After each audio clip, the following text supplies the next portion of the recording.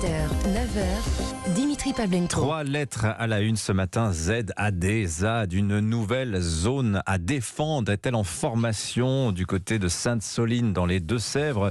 C'est la crainte des pouvoirs publics. Il y a eu des affrontements tout le week-end sur zone. 1000 gendarmes sont encore sur place pour empêcher que le terrain devienne une sorte de nouveau Notre-Dame-des-Landes. La grande hantise des pouvoirs publics est de Gérald Darmanin, qui désormais parle très crûment d'éco-terrorisme. Je vous propose de réentendre le ministre de l'Intérieur, c'était hier. Une grande partie de cette manifestation a été extrêmement violente, avec des attaques physiques, vous l'avez vu, sur les gendarmes.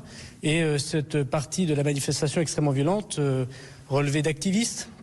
Une quarantaine de personnes fichées S à l'ultra-gauche ont été repérées dans cette manifestation, avec des modes opératoires qui relèvent, je n'ai pas peur de le dire, de l'éco-terrorisme que nous devons absolument combattre. Et j'ai donc décidé de laisser, à la demande du président de la République, un maximum de forces de l'ordre. Plus d'1 millier de gendarmes resteront le temps que nous nous assurions qu'effectivement aucune ZAD ne se construise. Voilà, activiste, fiché S, éco-terroriste, le champ lexical est désormais posé. Il y a un enjeu d'ordre public et un enjeu politique très fort pour Gérald Darmanin. En face, la gauche soutient les manifestants. L'eau, c'est le nouveau champ de bataille politique. On va en parler ce matin avec nos éditorialistes. Bonjour Carole Barjon. Bonjour Dimitri. Grand reporter à l'Obs, merci d'être avec nous. Charlotte Dornelas, journaliste à Valeurs Actuelles, est là aussi. Bonjour Charlotte. Dimitri. Et Emmanuel Ducrot, que ces sujets passionnent, est resté avec nous, tendre une oreille et nous apporter aussi son expertise. Mais d'abord, Carole Barjon, quand on y regarde de plus près, ces grands cratères dont on plastifie le fond pour y stocker de l'eau à des fins agricoles, bof, a priori, pas rien de très impressionnant. Et finalement, on se retrouve avec désormais une opposition systématique, je dis bien systématique, comme on a pu en voir par le passé autour des centrales nucléaires ou des barrages, etc. etc. Grands projets inutiles, les bassines.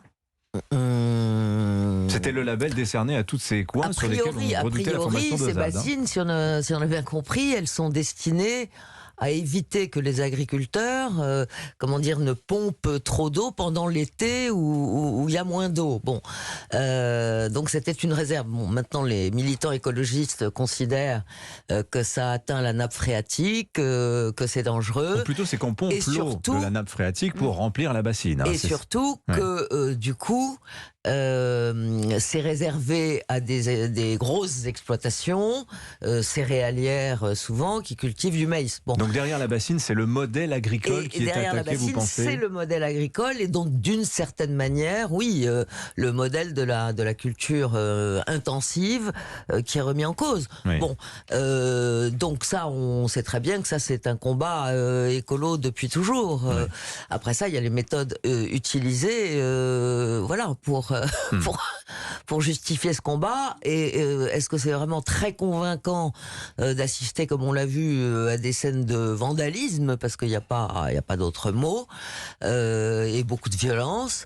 J'en suis pas certaine. Comme toujours, il y a une différence. On a quand même ce chiffre, je le donne, 60aine de policiers blessés plus ou moins gravement, une trentaine du côté des manifestants qui disent ça, en fait c'est beaucoup plus.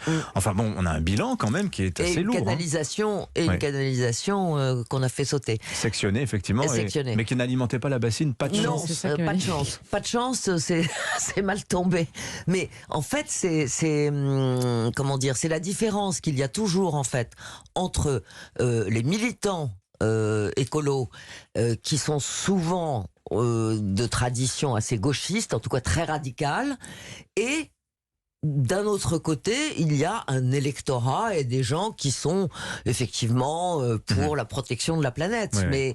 Mais là, les moyens d'action ne correspondent peut-être pas tout à fait et chacun à ce que veulent les écologistes modérés. Et signe qu'on est dans un conflit irréconciliable, Charlotte Dornelas, chacun se sent dans son bon droit et sa légitimité. J'entendais des manifestants activer la mythologie du village gaulois, dressant des palissades, des tours de guet.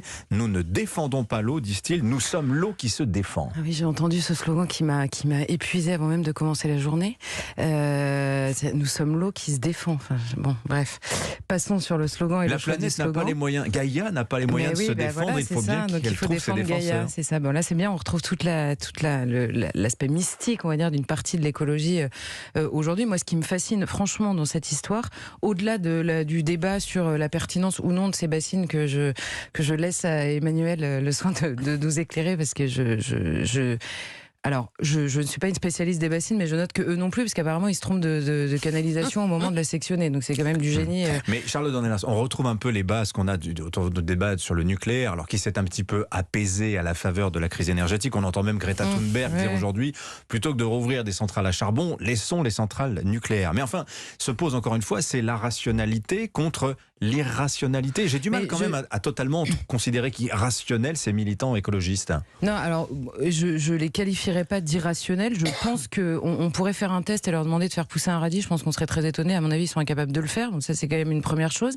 Mais cela dit, non mais franchement, quand vous voyez attaque parfois gratuite, là. non mais attaque peut-être gratuite, mais quand vous voyez les profils régulièrement, là en l'occurrence, je sais pas, je les ai pas rencontrés eux, mais quand vous voyez les profils de ce genre de militants extrêmement radicaux et violents, vous êtes parfois étonnés de leur rapport à la nature, leur rapport réel et personnel à la nature. Ça, c'est une première chose. Pardon, mais aller se scotcher la figure sur un mur de musée ou aller s'asseoir sur l'autoroute A6, je vois pas bien pour vous, très bien. Ce sont les mêmes, ceux qu'on voit déverser de la soupe à la tomate. C'est-à-dire qu'il y a deux branches. Il y a deux branches et on est pris entre les deux. Il y a la branche violente de l'écologie et l'écoterrorisme, c'est pas nouveau. Hein. Les renseignements parlent d'écoterrorisme depuis déjà quelques années. C'est vraiment une menace qui les inquiète. Et après, il y a la branche stupide. Est-ce que ça n'est pas excessif de parler de terroristes pour des gens qui viennent effectivement balancer des bombes agricoles C'est-à-dire face à des CRS. comme on a dans la tête le terrorisme islamique qui fait vraiment des morts et on voit des têtes rouler sur les trottoirs, bon, c'est sûr qu'on a un peu de mal à le comprendre. Mais le terrorisme, c'est-à-dire semer la terreur pour empêcher l'intervention, c'est quand même exactement ce qui s'est passé à Notre-Dame-des-Landes. Et d'ailleurs, le pouvoir public ont raison d'être inquiets puisqu'ils sont en général impuissants de peur, eux,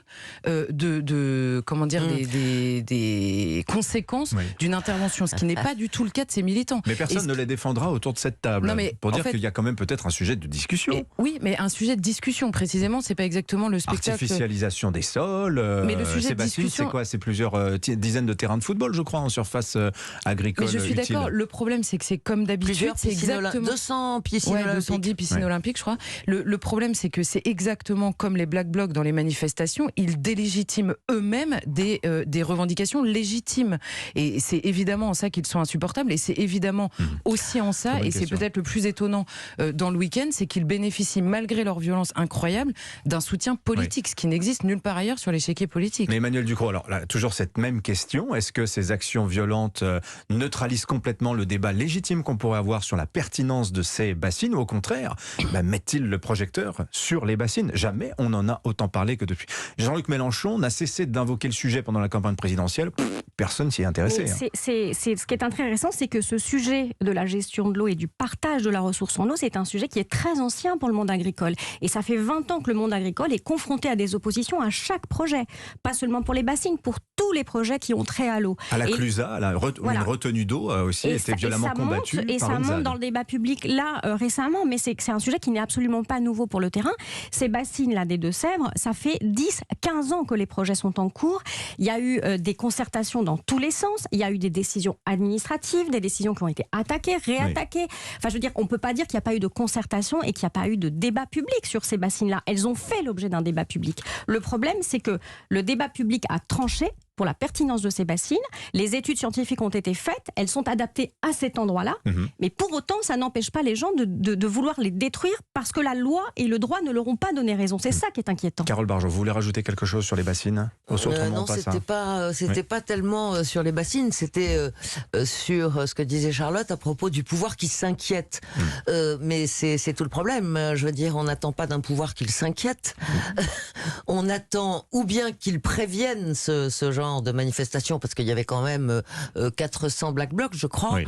Alors, il y avait un arrêté préfectoral couvrant 12 communes quand même et mobilisant de manière préventive 1700 gendarmes. C'est énorme. Oui. Mais c'est vrai que c'est tout l'enjeu pour Gérald Darmanin aujourd'hui, c'est d'arriver à empêcher qu'une ZAD, zone de défense, zone à défendre, pardon, ne s'installe. Et au-delà de Darmanin, qui est effectivement un ministre un peu sur la sellette en ce moment, c'est aussi c'est aussi ennuyeux pour Macron. C'est un enjeu pour Macron. Le sparadrap du thème de l'ordre, effectivement. Ça, c'est la formule du Parisien ce matin. Autre sujet, on n'est pas très loin finalement, vous allez vous en rendre compte. Je souhaitais en parler avec vous, mesdames. C'est ce sondage fait par l'IFOP qui fait ça depuis 2007. Tester l'opinion publique 6 mois après une élection présidentielle. Alors, sur la base d'une offre électorale identique, ce qui, dans notre cas présent, n'est pas tout à fait le cas. Vous le voyez bien que les législatives ont un peu redistribué les forces politiques. Il y a le surgissement de la NUPES, la disparition de Reconquête aux élections législatives. Bon, bref, le résultat, si nous votions aujourd'hui, nous dit l'IFOP, c'est que Marine Le Pen, qui faisait 23,5% au premier tour il y a 6 mois, ferait 30% aujourd'hui, arrivant donc en tête face à un Emmanuel Macron qui gagnerait, lui, 1 point, 1,5 point avec 29% des suffrages. Marine Le Pen, au premier tour, en tête, et au second tour, Emmanuel Macron qui l'emporterait, mais de seulement 6 points, contre près de 17 il y a maintenant 6 mois. Il y a quand même une redistribution du jeu politique, Charlotte Dornelas, qui est assez impressionnante quand même. Qui était assez prévisible aussi quand on regarde la vie politique. Quand on regarde la vie politique depuis l'installation des députés à l'Assemblée nationale, c'est-à-dire qu'on a d'un côté, on a l'impression une Macronie assez difficile à comprendre, il est difficile de dessiner les contours exacts politiques de la Macronie aujourd'hui et même d'Emmanuel Macron. Alors c'est pas nouveau, on parlait de son en même temps beaucoup, mais là il y a quasiment une évaporation, on va dire, d'Emmanuel Macron lui-même dans la vie politique. Et on a surtout, et à mon avis c'est ça le score de Marine Le Pen aujourd'hui, on a une NUPES qui est complètement bouffé par ces personnages extrêmes. Et après, on va parler de l'affaire Quatennens, Bayou et compagnie. Oui. Et entre les affaires elles-mêmes et le comportement, par exemple, de Sandrine Rousseau, qui occupe à elle toute seule tout le temps médiatique, on va dire, la radicalité consacrée à la NUPES. C'est ça que vous êtes en train de nous dire. À la fin, je pense qu'il y a beaucoup d'électeurs qui ont aimé l'aventure, on va dire, de l'accord à gauche et qui ne se sentent pas du tout représentés par ceux qui occupent, on va dire, l'espace médiatique. Carole Barjon, vous avez regardé en détail le sondage de l'IFOP. Qu'est-ce qui vous a frappé, vous, dans cette enquête ? C'est qu'en fait, le Rassemblement national s'installe vraiment durablement dans le paysage et élargit son électorat. Puisque maintenant, au fond, elle recouvre l'ensemble des actifs de ce pays, c'est-à-dire les gens qui travaillent. Emmanuel Macron ne domine plus Marine Le Pen que chez les moins de 24 ans. Et les retraités. Et les plus de 65 ans, c'est-à-dire ceux qui ne travaillent pas encore ou ceux qui ont fini leur carrière. Exactement. Ceux qui d'ailleurs le déportent, en tout cas sociologiquement un peu à droite, et Marine Le Pen. Pourquoi dites-vous ça, que ça le déporte à droite ? Parce qu'en général, les retraités sont votent plutôt conservateurs. Oui, c'est ça, conservateurs. Donc ça ne veut pas dire qu'Emmanuel Macron va adopter une politique de droite, mais en tout cas la sociologie de son électorat peut l'y conduire. C'est ça que ça veut dire. Et pour ce qui concerne Marine Le Pen, écoutez, voilà, ça veut dire qu'elle représente aujourd'hui une alternative possible si on en croit les résultats de ce sondage. Mais c'est pas tellement étonnant en fait, parce que elle a déjà réussi, à mon avis, le plus difficile, c'est-à-dire à contourner l'obstacle du scrutin majoritaire en arrivant à faire élire 89 députés à l'Assemblée. Et ça, c'était ça le signe très fort. Ensuite, voilà, elle poursuit d'autant plus facilement, il faut quand même le dire, qu'elle n'est pas au pouvoir, parce que... Oui, mais regardez, si vous prenez les autres élections, par exemple en 2012, donc c'est François Hollande qui est élu, 6 mois plus tard, Nicolas Sarkozy a gagné 2 points, ça n'est que 2 points. Et Emmanuel Macron, en 2017, 6 mois plus tard, fait 4 points de plus, mais Marine Le Pen n'a pas vraiment baissé. Donc là, il y a un écart très fort qui se creuse, comme on n'en a pas vu depuis qu'on fait ce genre d'enquête. Charlotte Dornelas. Pardon. L'écart, il se creuse aussi, à mon avis, par échec du discours sur Marine Le Pen, notamment porté par Emmanuel Macron. C'est-à-dire que vous ne pouvez pas, pendant 6 ans, expliquer ces mois ou le chaos, ce qu'a fait Emmanuel Macron, et arriver dans la situation aujourd'hui à continuer à convaincre les gens, c'est moi ou le chaos. Vous regardez, il n'y a pas un sujet sur lequel ça se passe de manière rassurante dans ce pays-là, que ce soit sur le terrain de la sécurité ou de la gestion de l'immigration, qui sont évidemment les thèmes de Marine Le Pen. Sur le terrain économique, on a dit aux électeurs, surtout pas, Marine Le Pen, ce serait la catastrophe. Résultat, c'est l'inquiétude l'inquiétude, elle est énorme aussi sur le terrain économique, sur le terrain géopolitique ou diplomatique, je vous en parle même pas. Donc je pense que c'est une digue psychologique qui est en train de s'effondrer par le spectacle, on va dire, auquel nous assistons tous. Et elle bénéficie, Marine Le Pen, évidemment de ça aussi par rapport à Emmanuel Macron, c'est certain. Merci beaucoup Charlotte Dornelas, merci Carole Barjon. Je signale la une de l'Obs, on l'avait pas fait la semaine dernière. Iran, la liberté contre les mollahs, c'est en kiosque, et celle de Valeurs Actuelles. Les OQTF, non, c'est j'ai bonne mémoire. C'est ça, exactement, bravo. C'est en kiosque jusqu'à mercredi. Quant à l'opinion, alors j'ai pas regardé la une de l'opinion ce matin, Emmanuel Ducrot. Non, vous aussi vous n'avez pas regardé. Non, je crois que le journal ne travaille pas aujourd'hui. Le journal ne travaille pas aujourd'hui, je crois. Merci beaucoup. Non, Islam, le repli identitaire se renforce en France. Voilà, pardonnez-moi.